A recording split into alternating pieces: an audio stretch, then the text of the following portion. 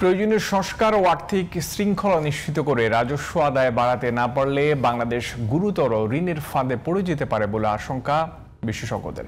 সোমবার বাংলাদেশ পরিকল্পনা কমিশনের সাধারণ অর্থনীতি বিভাগ আয়োজিত সেমিনারে এমন শঙ্কা প্রকাশ করেন আলোচকরা। তারা বলেন, অর্থনীতির বিভিন্ন সূচকে অগ্রগতি হলেও রাজস্ব আদায়ের পরিস্থিতি অত্যন্ত নাজুক। কর ফাঁকি রোধে আরও কঠোর ব্যবস্থা নেওয়ার পরামর্শ তাদের। সম্মিলিত ইসলামী ব্যাংকের গ্রাহকদের টাকা আগামী 2 সপ্তাহের মধ্যে ফেরত দেওয়া শুরু হতে পারে বলে সেমিনারে জানান বাংলাদেশ ব্যাংকের গভর্নর। সাজ্জাদ হোসেনের রিপোর্ট। রাজধানীর শেরেবাংলা নগরের এনইসি সম্মেলন কক্ষে আয়োজিত Bangladesh state of the economy 2025 ও এসডিজি অগ্রগতি প্রতিবেদন 2025 প্রকাশ ও উপস্থাপন উপলক্ষে সোমবার এক সেমিনারে অংশ নেন বিশেষজ্ঞ অর্থনীতিবিদ ও সরকারের বিভিন্ন পর্যায়ের নীতি নির্ধারকরা। সেমিনারে দেশের অর্থনীতির বিভিন্ন সূচক তুলে ধরা হয়।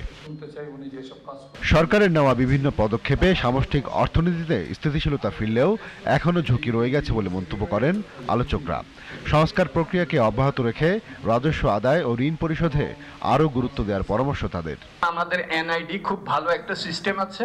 এইটার সাথে এক্সপেন্ডিচারকে যখনই আপনি লিঙ্ক করতে পারবেন তখনই কিন্তু আপনি অ্যালাইন করতে পারবেন যে যিনি নাকি 10 টাকা ইনকাম দেখিয়েছেন তিনি 10 কোটি টাকা দিয়ে মার্সিডিজ বেঞ্জ কিনেছেন কিনা।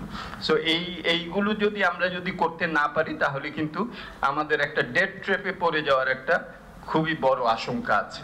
Political will as well as political stamina, এই দুটো যদি একসাথে না হয় তাহলে সংস্কার এগোয় না। আর সংস্কার এগিয়ে নিতে না পারলে যেমন করেছি তার চেয়ে বেশি ভালো করা খুবই কঠিন।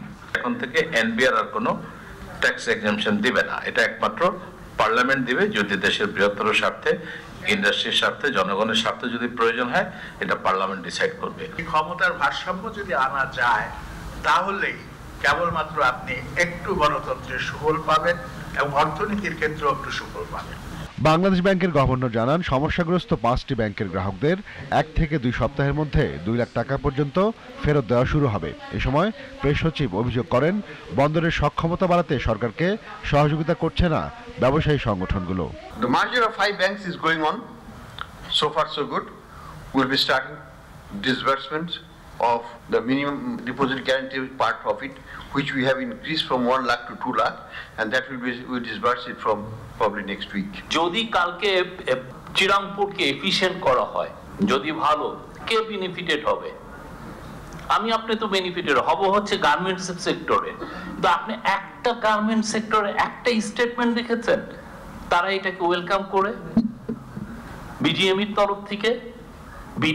তরফ থেকে টাকা ছাপিয়ে তারল্য সহায়তা দেওয়া বন্ধ থাকবে বলেও সেমিনারে জানান কেন্দ্রীয় ব্যাংকের গভর্নর।